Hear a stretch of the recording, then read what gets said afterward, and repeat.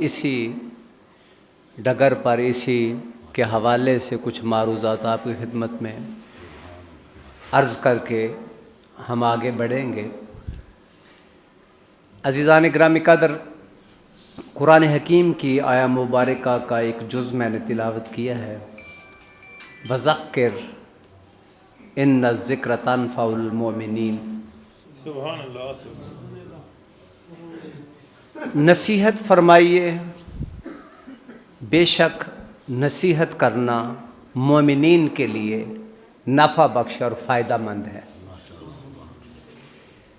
رہی بات نصیحت کی، تو نصیحت کا فائدہ اور اثر اس کو ہوتا ہے جس میں ایمان ہوتا ہے یا ایمان کو قبول کرنے کی صلاحیت ہوتی ہے۔ اللہ تعالیٰ جس کے سینے کو کشادگی اور وسعت عطا کرتا ہے، اس میں نصیحت کا یقینی طور پر اثر جو ہے وہ ہم دیکھتے ہیں۔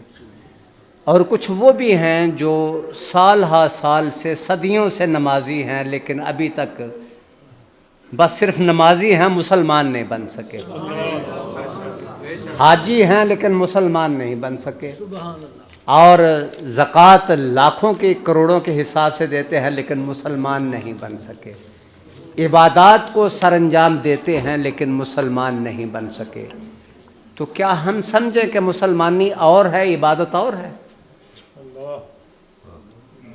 ہمیں غور تو کرنا ہے نا کہ ہم عبادت کرتے ہیں، تو کیا عبادت جس دین کے ماتحت کرتے ہیں، جو تصور عبادت کا ہمیں جس چیز نے دیا ہے، اس نے صرف عبادت کا تصور دیا ہے، کچھ اور بھی دیا ہے؟ یہ بھی تو بتایا ہے نا کہ کسی کا حق مارنا ہے کہ نہیں مارنا، کس کو کھانا ہے کس کو نہیں کھانا، کیا کھانا ہے کیا نہیں کھانا، کیا پہننا ہے کیا نہیں پہننا، کس کے پاس بیٹھنا ہے کس کے پاس نہیں بیٹھنا، ہمیں نفع کس میں ہے نقصان کس میں ہے۔ یہ ساری چیزیں دین متین کائنات میں کوئی بھی پیغمبر ایسا نہیں ہے آقا کی ذات کے سوا جس کو دین کامل دیا گیا ہو، اور جس کے طرز عمل کو، جس کی سنت کو اسوہ کامل کہا گیا ہو۔ آپ سمجھے نہیں ہیں کیونکہ آپ کی سمجھ سے یہ باتیں اوپر ہیں۔ اسوہ کامل اس کا ہے جس کی پوری حیات پر دسترس ہے۔ جس نے آم کھایا ہی نہیں، اسے کیا پتا کہ آم میٹھا ہوتا ہے یا پھیکا؟ اب وہ وکیل بنے ناروول چوک میں جا کے کہ آم میٹھا ہوتا ہے، پیلا ہوتا ہے، یہ ہوتا ہے وہ ہوتا ہے، وہ تو نہیں کہہ سکتا۔ عیسیٰ علیہ السلام حضور علیہ السلام سے پہلے پیغمبر ہے، اللہ کے نبی ہیں، رسول ہیں، روح اللہ ہیں، لیکن انہیں کیا معلوم کہ شادی کیا ہوتی ہے؟ انہوں نے شادی کی نہیں۔ اس لیے ان کی حیات میں جو کمی رہ گئی، آقا کی حیات میں کوئی کمی نہیں ہے۔ بزنس کا آپ نے دیکھنا ہے تو بزنس کیسے کرتے ہیں، تجارت کیسے کرتے ہیں، کاروبار کیسے کرتے ہیں، تو آپ کو مایوس ہونے کی ضرورت نہیں ہے، کیونکہ ہمارے پیغمبر کی حیات ہمیں اصول تجارت آقا کی ذات سے اس وقت سے ملتے ہیں جب آپ نے اعلان نبوت بھی نہیں فرمایا تھا۔ اب شادی کسے کہتے ہیں یہ آقا سے پوچھو، آقا کو دیکھو، آقا کے دین کو دیکھو، تو معلوم ہوا آقا نے صرف دین میں عبادت کو نہیں سکھایا، حسن معاملات اور حسن معاشرت کو بھی سکھایا ہے۔ تو معلوم ہوا اب اچھا نمازی تو بن گیا لیکن اچھا مسلمان نہیں بن سکا۔ تو اس لیے نہیں بنا، عبادت تو اس نے سیکھ لی لیکن جینا اس نے مصطفیٰ سے نہیں سیکھا۔ نہیں، آپ خاموش رہیں بس۔ نہیں، سبحان اللہ کی ضرورت نہیں ہے، میں بس بات کو مکمل کرنا چاہتا ہوں، آپ بس سنیں، آپ کا کام ہے سننا، ذرا خاموشی سے سنیں، دھیان میری طرف رکھیں بس۔ تو حسن معاشرت جب تک نہیں سیکھیں گے،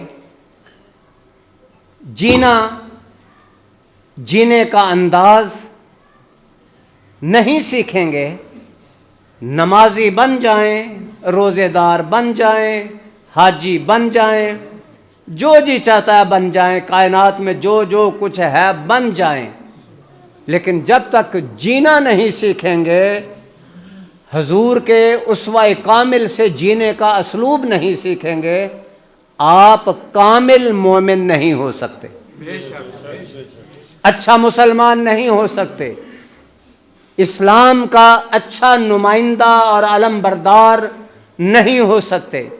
اسلام کی اصول اور ضوابط کو آپ اپنی ذات پر نافذ کر کے، حسن معاشرت کو سیکھ کے عبادت کو سر انجام دیں گے تو پھر اس وقت بنیں گے، کیونکہ حقوق العباد میں جو چیزیں آتی ہیں یہ سیگمنٹ آف اسلام ہے۔ حقوق اللہ تو عبادت ہو گئی، لیکن حقوق العباد میں آپ نے آقا سے کچھ نہیں سیکھا، اور آقا کریم علیہ الصلوۃ والسلام کی حیات مقدسہ جو ہے جس طرح عبادات میں کامل ہے، اسی طرح حسن معاشرت اور حسن معاملات میں بھی کامل ہے۔ آقا کریم علیہ الصلوۃ والسلام کی ذات والا صفات جس کی کچھ جھلک مجھ سے قبل حضرت علامہ مولانا محمد فاروق صاحب آپ فرما رہے تھے، جب آپ فتح مکہ کے موقع پر مکہ معظمہ میں داخل ہوئے اور مکہ کو فتح کرنے کے بعد جو طرز عمل آپ نے اپنایا اور آپ نے جو حسن سلوک ان سے کیا، جو جانی دشمن تھے اور جو اتنے مخالف تھے کہ انہوں نے آپ کو ایک لمحہ بھی چین سے نہیں جینے دیا وہاں پہ، اور اس کے بعد بالآخر آپ کو اس شہر کو چھوڑ کر مدینہ منورہ کی طرف، یثرب جو اس وقت تھا اس کی طرف ہجرت کرنا پڑی۔